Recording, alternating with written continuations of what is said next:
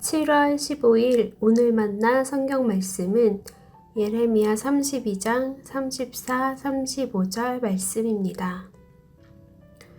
오히려 그들은 내 이름을 찬양하려고 세운 성전 안에 자기들이 섬기는 역겨운 것들을 세워놓아서 성전을 더럽혔다. 또 그들은 자기들의 아들, 딸들을 불태워 몰렉에게 제물로 바치려고 흰놈의 아들 골짜기에 바알의 산당을 쌓아놓았는데 나는 절대로 유다 백성을 죄악에 빠뜨리는 이 역겨운 일은 명하지도 않았고 상상조차도 해본 적이 없다. 아멘. 오늘 만나로 만나주시는 하나님을 기대합니다. 하나님은 예레미야에게 당신의 백성들이 써내려간 패역과 배신의 행위를 나열하십니다. 북왕국 이스라엘과 남왕국 유다를 가르치고 훈계하고 설득하고 기다렸지만 왕과 지도자들, 사제와 예언자들, 그리고 각 나라와 도성의 평범한 사람들 모두가 당신에게서 등을 돌려버린 것에 하나님은 비통함을 감추지 못하시지요. 오늘 우리가 함께 읽은 말씀은 그 고발과 한탄의 최절정부입니다. 하나님은 극한까지 치닫은 이스라엘과 유다의 죄악을 향해 아주 격렬한 거부 반응을 가감없이 드러내십니다. 그들은 나의 성전 안에 그들이 섬기는 역겨운 것들을 두어 기어이 이곳을 더럽히고야 말았다. 몰렉과 바알에게 자녀들마저 불태워 바치는구나. 이스라엘과 유다를 향한 기소의 역사에서 가장 최상급의 악행으로 자주 언급되는 것이 바로 인신공양, 특히 자녀를 불에 희생시키던 몰렉 숭배였습니다. 하나님은 예언자들을 통해 거듭하여 이와 같은 행위가 그저 나쁘거나 못마땅한 수준이 아니라 그 악이 정도를 초과한 나머지 당신에게 역겨움을 느끼게 한다고 표현하십니다. 그리고 아주 인상적인 말씀을 덧붙이시지요. 흰놈의 아들 골짜기에서 일어나는 이 역겨운 일들을 나는 명하지도 심지어 상상하지도 않았다. 우리는 이 언급을 통해 당시 이토록 악한 일을 자행한 이들이 그 비인간적 반신앙적 행위의 동기로 하나님을 지목하였다는 것을 유추할 수 있습니다. 즉 어떤 이들은 하나님께서 그들에게 요구하시기 때문에 몰렉제의에 참여해 그들의 자녀를 불에 던졌다고 주장했다는 겁니다. 어떻게 감히 그런 행위에 하나님의 이름을 말하겠나 싶지만 성서를 읽어보면 하나님이 인신공양을 요구하신 분으로 오인된 기록이 적지 않습니다. 그래서 하나님은 직접 격렬하게 이를 부인하십니다. 당신이 시키신 것이 아닐 뿐만 아니라 그런 상상조차도 품어보신 적이 없다고 분명하게 단언하시지요. 그리고 바로 이 지점에서 우리는 모골이 송연해져야 합니다. 우리는 하나님은 요구하시지도 않은 무엇을 그분의 명령이라고 말할 수도 있습니다. 우리는 하나님이 상상조차 하지 않은 무엇을 그분의 의도라고 포장할 수도 있습니다. 신앙이 없이 살아가는 이들은 적어도 그렇게 말하지 않습니다. 그들은 스스로나 무의식, 타인이나 집단, 구조적 한계나 불가항력적 상황을 탓할지언정 적어도 하나님을 핑계 삼지는 않습니다. 하지만 이스라엘과 유다는 하나님이 요구하신 적도 없는 그 명령을 그분의 이름을 따라 수행했다 말합니다. 그리고 그리스도인과 교회는 하나님이 상상조차 하지 않으신 현실을 그분의 이름을 걸고 이해하라 말합니다.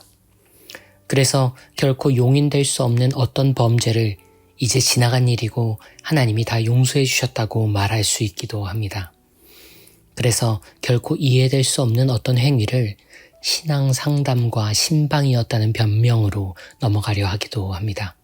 그래서 결코 무마할 수 없는 어떤 행위를 사마리아 사람의 입장에서 일하시는 예수님처럼 덮어가자고 말할 수 있기도 합니다. 이런 상황에서 그들이 신앙인이 아니었다면, 그리스도인이 아니었다면 그들은 어쩌면 조금은 진솔하게 자기의 잘못을 인정하고 책임을 지려 했을지도 모릅니다. 하다못해 적어도 다른 핑계와 다른 탓을 할지언정 하나님의 용서를 섣불리 말하지 않았을 것이고 목적 돌봄을 함부로 입에 올리지 않았을 것이고 사마리아로 대변되는 주변부를 사는 모든 존재를 향한 우리 주님의 애끓는 관심과 마음을 욕보이지도 않았을 겁니다. 몰렉제의가 성행하던 흰놈의 골짜기 혹은 흰놈 아들의 골짜기는 도성 예루살렘 남서쪽으로 뻗어나간 곳에 위치한 골짜기였습니다. 가파른 지형의 특성 때문에 쓰레기와 도성 내 줄 수 없는 사체를 소각하던 것으로 알려져 있습니다. 흰놈이라는 이름과 골짜기를 뜻하는 개가 합쳐져 히브리어로는 게힌놈으로 불렸고 이를 헬라어로는 게헨나로 음역했습니다.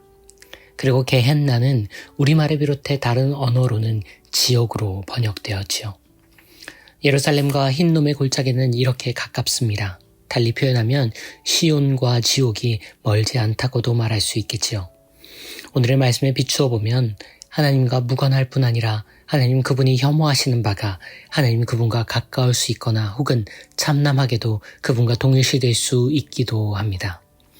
그리고 완전히 무관한 양자를 연결시키는 건 그때도 지금도 하나님 그분을 믿고 따른다고 말했던 이스라엘과 유다 그리고 교회와 그리스도인이라는 점을 우린 결코 잊어선 안 됩니다.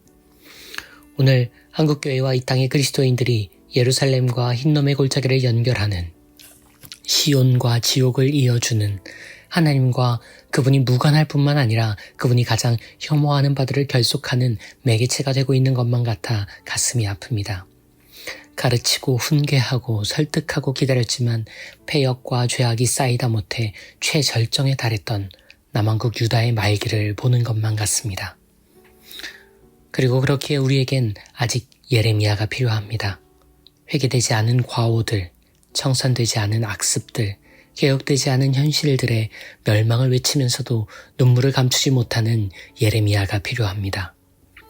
결국 마주하게 될 파괴와 몰락의 나날들을 보면서도 소망의 밭을 사서 새로운 회복과 갱신의 나날을 포기할 수 없는 예레미야가 필요합니다.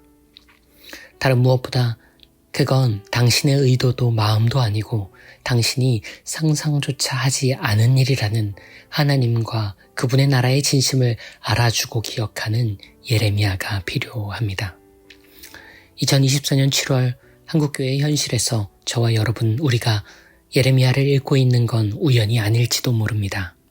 이 땅과 교회, 민족과 사회, 그리고 무엇보다 당신에게 절실하게 필요한 그 예레미야를 찾고 계신 그분께 여러분은 오늘 어떻게 응답하시겠습니까?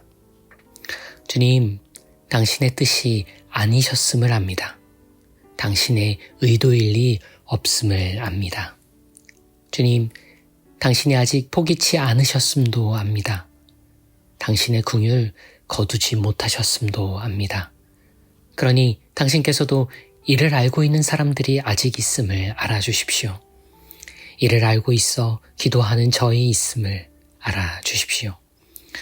예레미야들과 아파하시는 분, 예레미야들로 꿈을 꾸시는 분, 그리스도 예수님 그 이름으로 기도합니다. 아멘.